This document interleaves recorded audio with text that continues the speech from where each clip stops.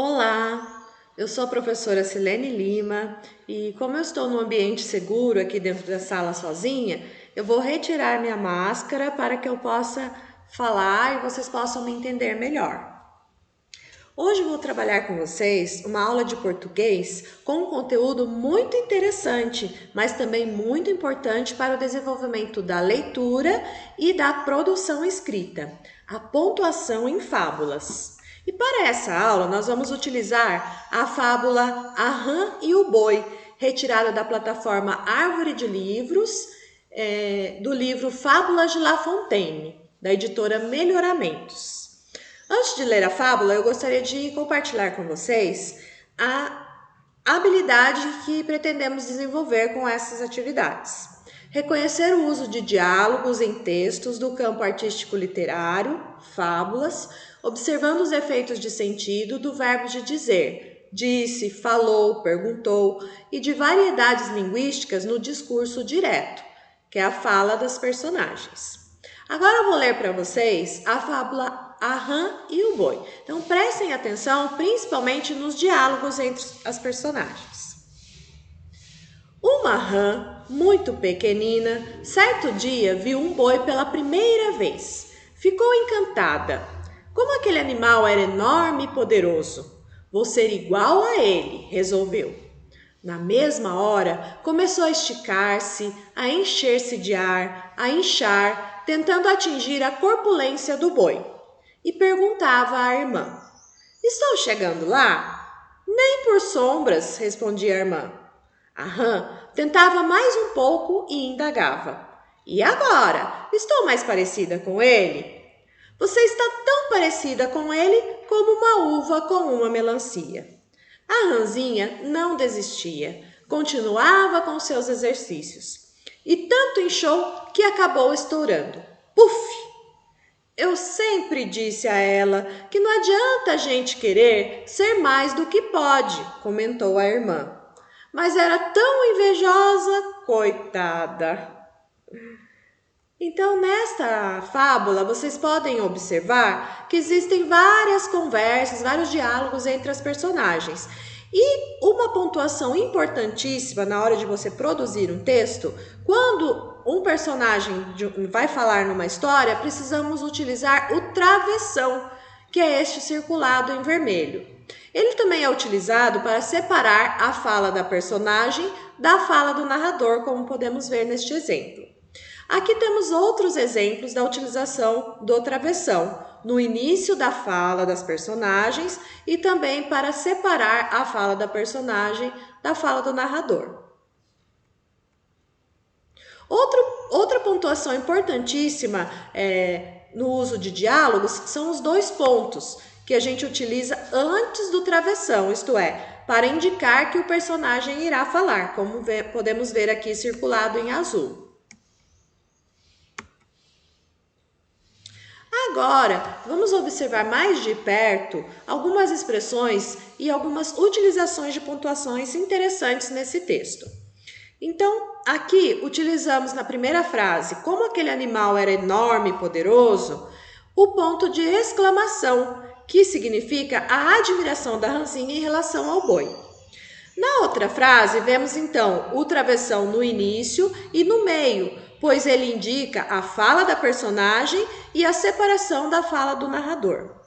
Depois temos aqui alguns verbos de dizer, como perguntava e indagava, que indica a ação da personagem ao dizer ou falar alguma coisa no texto.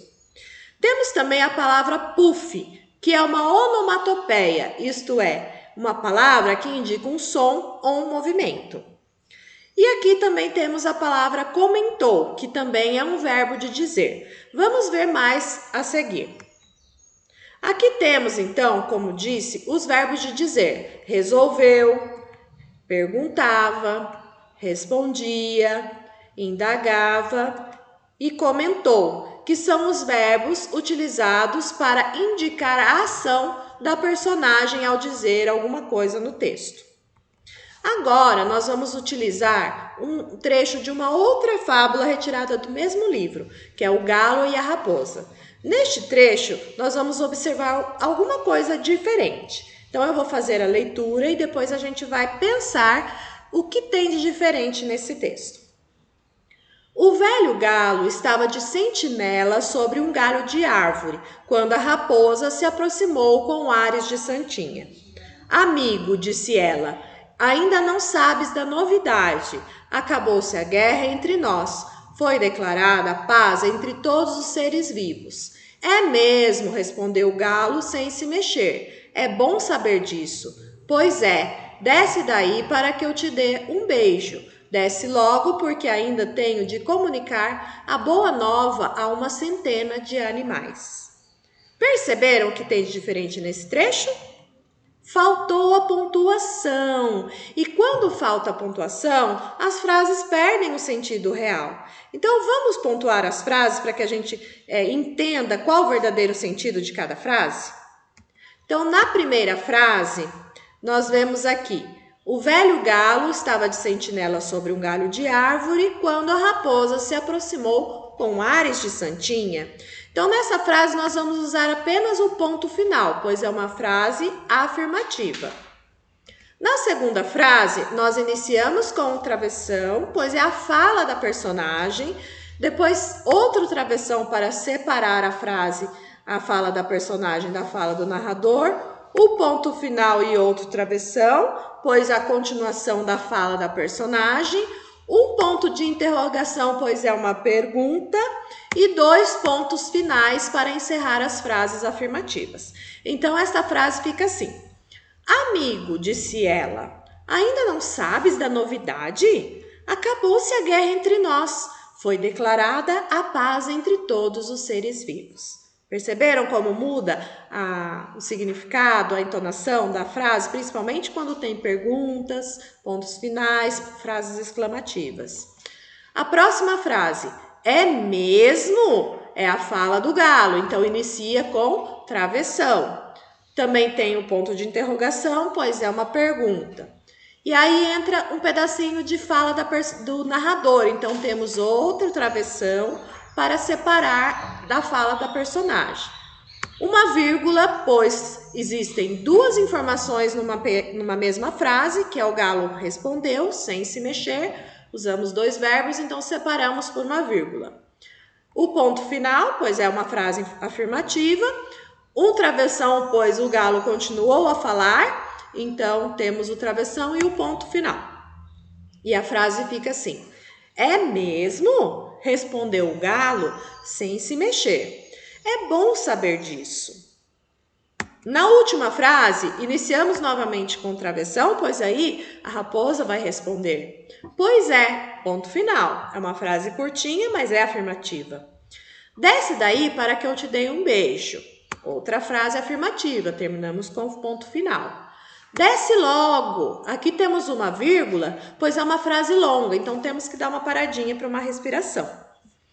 Ainda tenho que comunicar a boa nova a uma centena de animais. Ponto final nas frases afirmativas e negativas. Nesse caso, é uma frase afirmativa.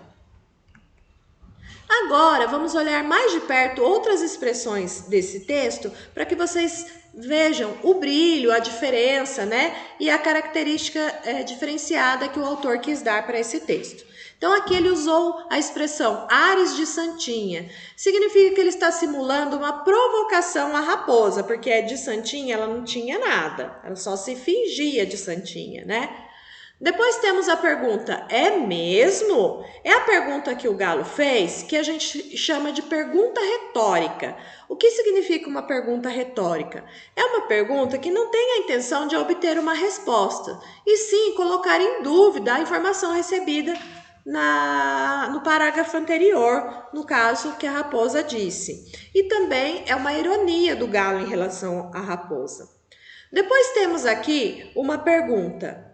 O quê? Nesta pergunta, você pode perceber que temos um ponto de interrogação seguido de 3 pontos de exclamação. Significa que o autor quis dar uma ênfase ao sentimento que a raposa teve em relação ao que o galo falou. Então, ela levantou as orelhas, ela estava espantada com a informação. Então, uma ênfase a esse espanto que ela estava, com esse sentimento que ela estava ao dizer esta frase. E para finalizar a aula, eu indico que vocês leiam o livro Fábulas de La Fontaine, do texto de Fernanda Lopes de Almeida, que foi adaptado, né, e foi escrito e publicado no site e na plataforma Árvore de Livros. Então lá vocês vão encontrar outras fábulas interessantes, diálogos entre animais, e nas fábulas você pode refletir e encontrar muitas lições para a vida. Espero que vocês tenham gostado. Gratidão e até mais!